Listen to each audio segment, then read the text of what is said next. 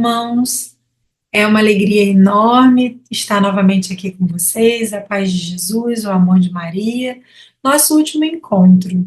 Espero que nos encontros anteriores vocês tenham compreendido bastante sobre o processo de nulidade matrimonial, que tenha entendido sobre o matrimônio, o conceito que a gente falou na primeira semana, sobre a sua validade, quais são os requisitos que tornam um casamento válido, o que eu preciso, né, ter para que um casamento seja válido.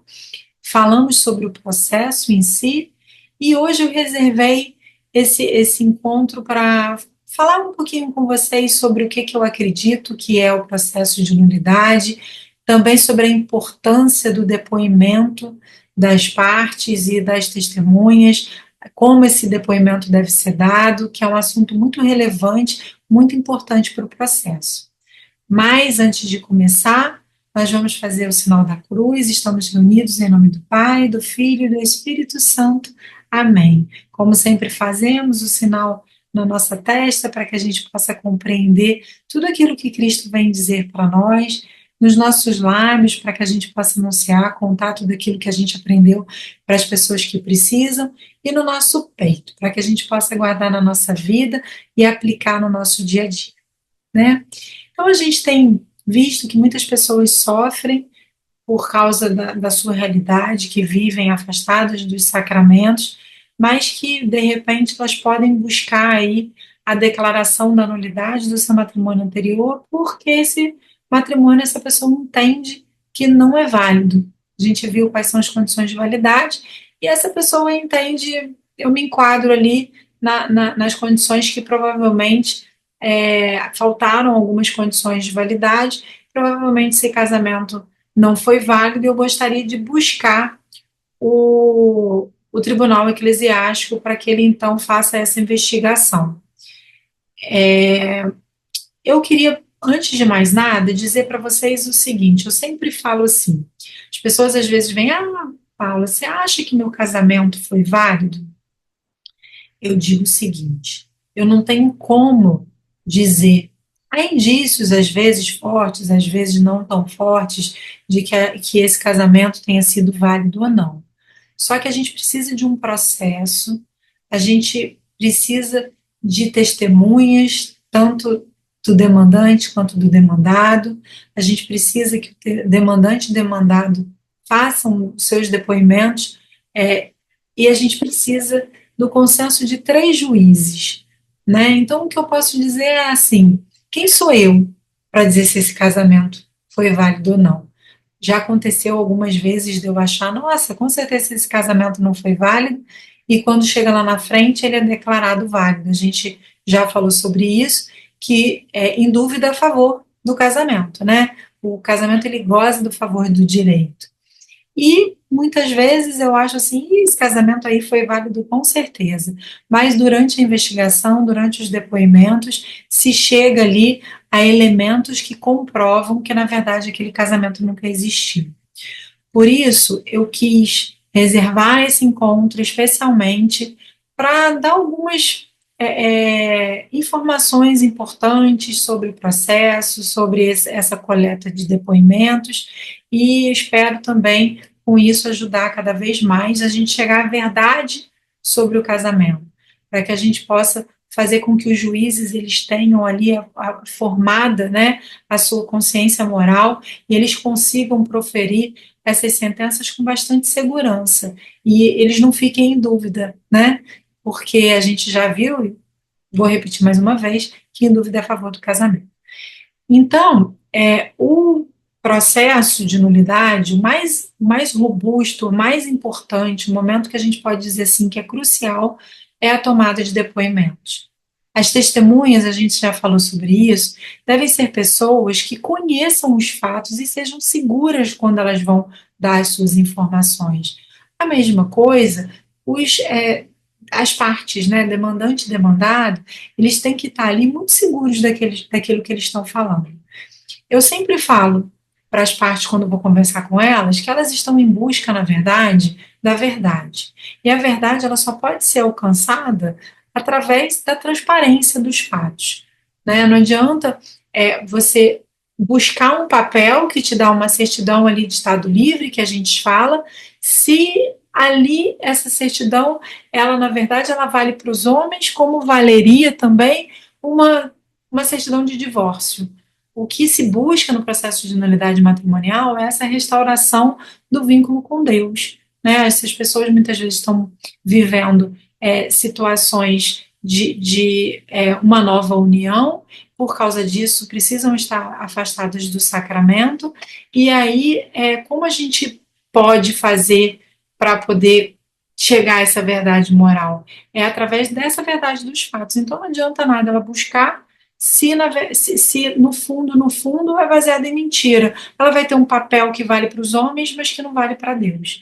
Por isso que tem que ser, os depoimentos têm que ser sempre com pessoas idôneas, a gente já falou sobre isso, e que falem a verdade.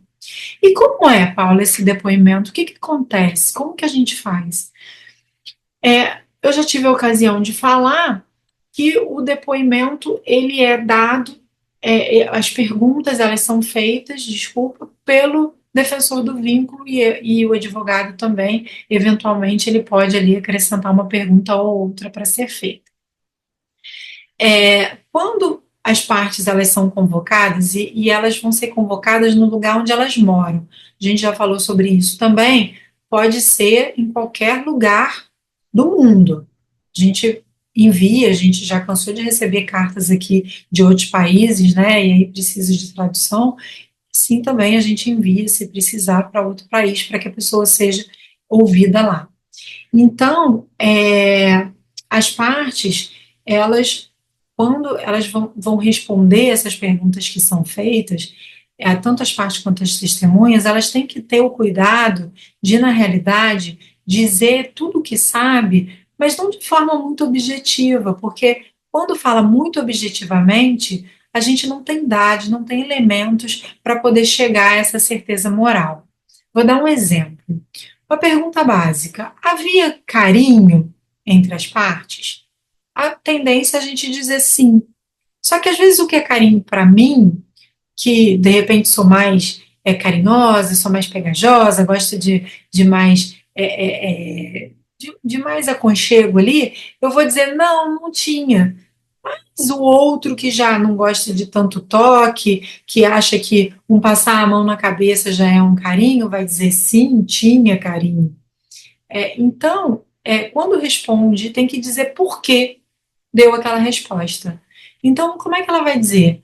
Sim, havia carinho, eu constantemente os via abraçados, ou então, às vezes, eu via que o demandante, quando estavam sentados, ficava passando a mão na mão da demandada, ou então estava sempre passando a mão no cabelo, ou então não havia carinho porque eles estavam sempre sentados separados, não sentavam muito juntos, quando estavam muito perto, muito pelo contrário, o demandante respondia de forma ríspida para a demandada. Então, é sempre dar porquê que você disse aquele sim e você disse aquele não. Precisa ter medo. Às vezes as pessoas elas falam assim, eu tenho medo de prejudicar a parte. Quando a gente diz a verdade, quando a gente é transparente e a gente está em busca de uma verdade, não tem como prejudicar a parte. A gente não prejudica ninguém dizendo a verdade.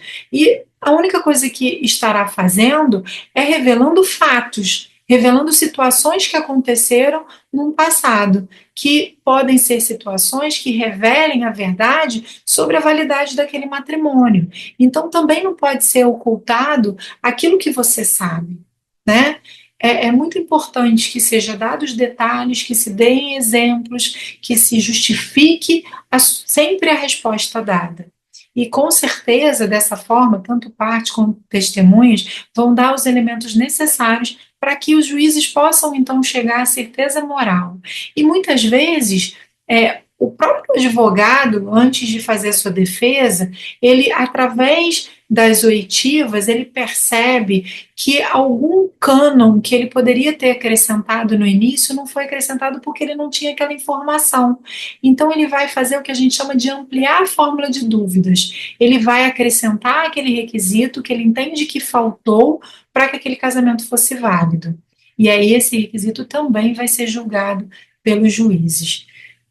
Então, isso é muito importante. O momento da oitiva não precisa ter medo, a pessoa ela vai chegar ali diante, às vezes tem só o juiz auditor e ele mesmo toma nota daquilo que foi falado, às vezes tem o juiz auditor e um notário ali na audiência, e esse notário é que toma nota daquilo que está sendo dito, mas é um bate-papo, uma conversa, em que você vai falar aquilo que você sabe. Se chegou no final, o coração ficou ali apertado por alguma coisa que você queria falar e que não foi perguntado durante a oitiva, fala aquilo que você entende que precisa ser dito, porque talvez seja, ou na verdade, na maioria das vezes é, o Espírito Santo falando no seu coração. Porque acima de tudo, a gente tem que compreender que é o Espírito Santo que conduz todas as coisas. É ele que nos revela a verdade daquele casamento. E aí, com certeza, vai ser muito mais fácil para que os juízes, então, depois possam chegar à sua conclusão. Então, meus amores, eu espero que essas 4 semanas tenham sido muito produtivas, que tenha tirado aí a dúvida da maioria, como já falei anteriormente, deixo novamente aqui o meu e-mail, é só colocar lá processo de nulidade matrimonial no assunto, que eu vou ter um prazer enorme em atendê-los. Eu sempre digo uma coisa muito importante para minha visão em relação ao processo de nulidade matrimonial. Processo civil, às vezes é muito doloroso, é separação, é briga, às vezes é briga em relação aos bens, à guarda dos filhos, e muita dor acontece. Por causa disso, às vezes as pessoas demoram anos para sentar ali diante de mim, para que a gente possa, então, dar entrada no seu processo. É o tempo de Deus, é o tempo que a pessoa está preparada para que Deus comece a realizar nela uma obra. E aí eu digo assim, eu vejo o processo de nulidade matrimonial como um processo de restauração. Restauração do amor de Deus, restauração de uma vida sacramental, restauração do amor, né, às vezes por si mesmo, pelo próximo, e não há como haver essa restauração do amor se não passa pelo perdão. Então, muitas vezes, a pessoa precisa mesmo desse tempo para que ela esteja preparada para dar esse perdão. E o perdão a gente sabe que é em 3 esferas. Ele é o perdão que a gente precisa dar a Deus, porque às vezes a gente fica ali culpando Deus por ter permitido que aquele casamento acontecesse. Às vezes são pessoas que passaram uma vida religiosa pedindo a Deus que no dia que se casasse, que aquele casamento fosse para sempre. Às vezes, o perdão que a gente precisa dar a nós mesmos, porque a gente não se perdoa por ter entrado numa relação que, na verdade, não conseguiu se manter.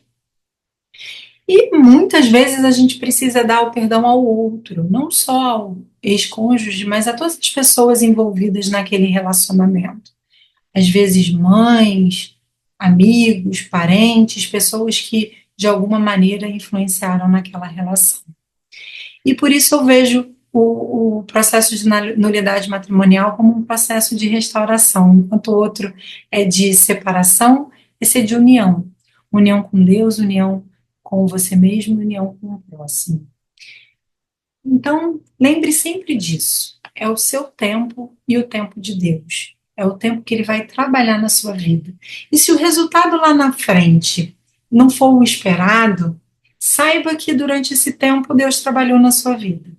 Deus restaurou o seu coração, por algum motivo você precisa carregar essa cruz, por algum motivo você precisa carregar esse serviço que é se doar pela salvação daquele seu esposo, né?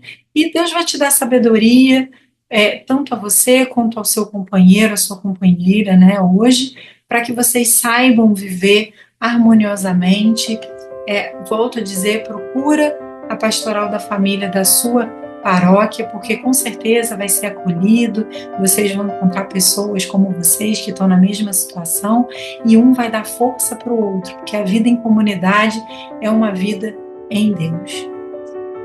Então é isso, mais uma vez me coloco à disposição, que vocês precisarem eu estou aqui, Quem não viu os vídeos anteriores, está lá na nossa playlist de formação, procure, foram 4 vídeos, esse é o último. Eu espero que realmente tenha ajudado vocês e até o nosso próximo encontro. Não esquece de compartilhar, de curtir e vamos lá. Tenho certeza que Deus vai fazer uma obra nova na vida de vocês.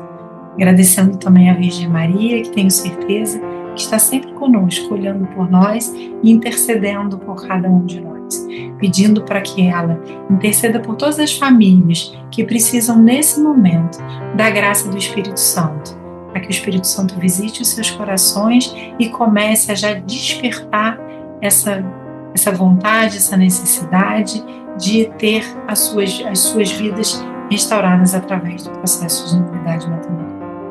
Ave Maria, cheia de graça, o Senhor é convosco.